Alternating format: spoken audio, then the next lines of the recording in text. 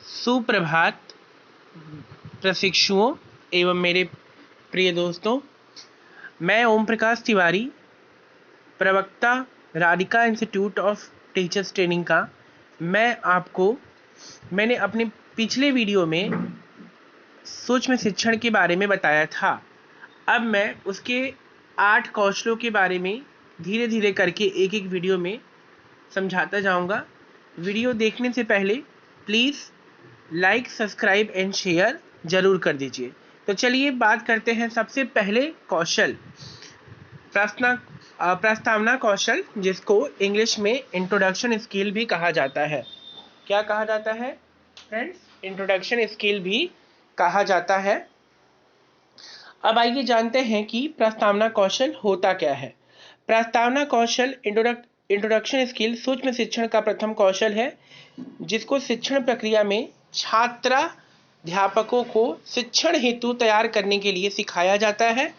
प्रस्तावना कौशल में छात्रों की शुरुआती प्रश्न पूछने की प्रक्रिया के कौशलों का विकास किया जाता है, जिसमें उन्हें यह निर्देश दिया जाता है कि किस प्रकार प्रकरण की शुरुआत करने से पूर्व व प्रकरण से संबंधित प्रश्न छात्रों से पूछे जाए और जिसके उत्तर छात्र सरलता से दे सकें। ठीक है, यह सभी प्रश्न जो होंगे छात्रों के पूर्वाज्ञान से संबंधित होने अनिवार्य है। ये तभी प्रश्नों के उत्तर सरलता से दे सकेंगे दोस्तों। आज हम जानते हैं कि इसमें कौन कौन सी सावधानियां बरतनी चाहिए। प्रस्तावना कौशल इंट्रोडक्शन स्किल क्या है? प्रस्तावना कौशल शिक्षण प्रक्रिया की नींव है, क्योंकि किसी भी प्रकरण की शुरुआत करने से पहले पूर्व प्रस्तावना प्रश्नों की श्रेणियों का निर्माण किया जाता है, जिसमें 3-4 प्रश्नों का चयन किया जाता है। प्रथम प्रश्न से जिस उत्तर की प्राप्ति होती है उसी के आधार पर दूसरे प्रश्न का निर्माण किया जाता है, जिससे छात्रों को समझने में सरलता हो सके और वह सरलता से प्रश्नों के आंसर दे सकें। ठीक है, छात्र अध्यापकों में प्रस्तावना कौशल का विकास कर उनमें छात्रों को समझाने की दक्षता का विकास किया जाता है। शिक्षकों को प्रश्न पूछते समय यह ध्यान देना चाहिए कि कक्षा अनुशासन में रहे, अर्थात जब प्रश्न पूछा जाए तो छात्र पूरे वाक्य में उत्तर दें और उत्तर देने की पूर्व जिन छात्रों को उस प्रश्न का उत्तर पता है वो अपना हाथ उठाएं। अगर सभी छात्र उत्तेजित होकर के वातावरण विद्यमान हो जाएगा देने लग जाएंगे तो ऐसी कक्षा में अनुशासनहीनता का वातावरण विद्यमान हो जाएगा, जिससे शिक्षण अधिगम प्रक्रिया प्रभावित होने लगेगी या आशंका बढ़ जाएगी। उत्तर देने के अंत में छात्रों के मनोबल में वृद्धि करने हेतु उन्हें कुछ अच्छे प्रश्न बोलने चाहिए, जिससे वह प्रेरित हों, जैसे अच्छा, शाबाश आदि। प्रस्तावना प्रश्नों का निर्माण बड़ी सावधानी से किया जाना चाहिए। प्रस्तावना प्रश्न का उद्देश्य छात्रों को पढ़ाए जाने वाले प्रकरण तक लाना, जिससे पढ़ाए जाने वाले प्रकरण से संबंधित कुछ बातें छात्रों के स्मरण कराई जा सके, जिन्हें जानकर छात्र रुचि लेने के साथ उस प्रकरण की शुरुआत कर सकें। प्रस्तावना कौशल अर्थात इंट्रोडक्शन स्किल के अंतर्गत इन सभी बातों का ध्यान रखना चाहिए। आइए प्रशिक्षुओं, अब हम प्रस्तावना कौशल के उपयोग में क्या क्या सावधानियां बरतनी चाहिए इसे सीखते हैं। प्रस्तावना प्रश्न छात्रों के पूर्वाज्ञान से संबंधित होने चाहिए, अर्थात प्रकरण की शुरुआत करने से पहले ही छात्रों के मन में दुविधा व्याप्त होने लग जाएगी, जिससे वह उस प्रकरण को समझने में रुचि नहीं लेंगे। दूसरा, प्रस्तावना प्रश्नों में क्रमबद्धता होनी चाहिए। प्रत्येक प्रश्न से उत्पन्न उत्तर के आधार पर ही अगले प्रश्न का निर्माण होना चाहिए, जिसमें प्रश्नों का निर्माण जेड फॉर्म में किया जाना ही उचित होगा। तीसरा, प्रश्न पूछने की गति में स्थिरता होनी चाहिए। छात्रों को उत्तर देने में ज़्यादा समय नहीं लगना चाहिए और प्रश्नों के उत्तर हाँ या ना में नहीं होने चाहिए। चौथा, प्रस्तावना प्रश्नों की भाषा सरल एवं स्पष्ट होनी चाहिए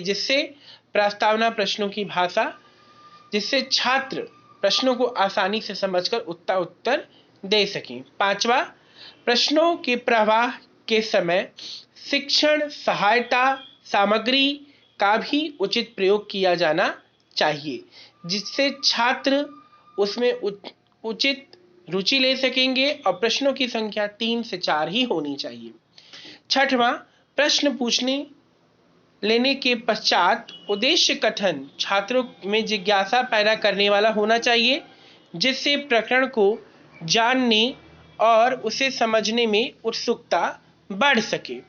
7वां, प्रश्न व्याकरण की दृष्टि से शुद्ध होने चाहिए और प्रश्नों के प्रवाह के समय शिक्षक को उत्साह का भाव भी अभिव्यक्त करना चाहिए। 8वां, प्रश्नों का प्रवाह उचित गति के साथ होना चाहिए।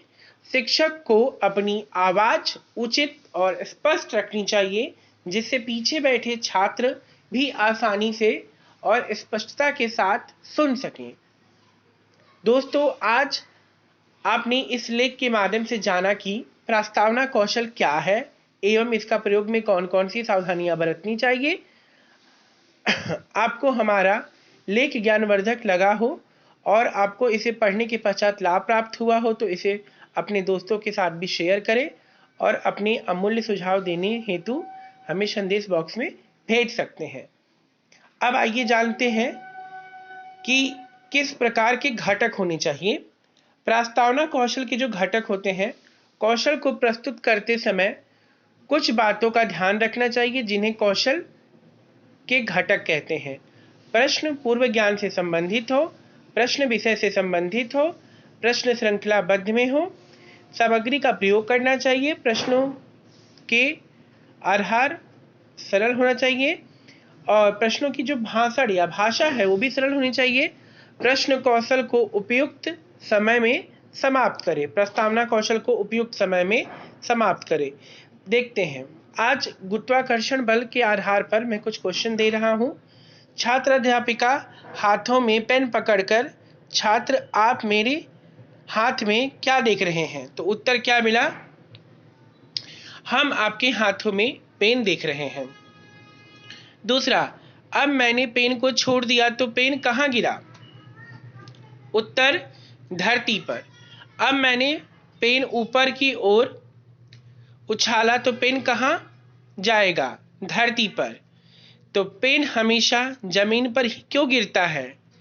छात्र संभवतः शांत रहेंगे। अर्थात अगर छात्र उत्तर नहीं दे पा रहे हैं तो वहां पे समस्यात्मक प्रकरण है, तो उस समस्यात्मक प्रकरण को हम खुद ही बताएंगे छात्रों को और अगले कौशल की ओर बढ़ेंगे, व्याख्यान कौशल। दोस्तों, अगर आपको मेरे द्वारा बनाई गई ये वीडियो बहुत अच्छी लगी हो तो प्लीज़ आप इसको लाइक, सब्सक्राइब एंड शेयर करिए। मैं अगले वीडियो में आपको व्याख्यान कौशल के बारे में बताऊंगा। धन्यवाद।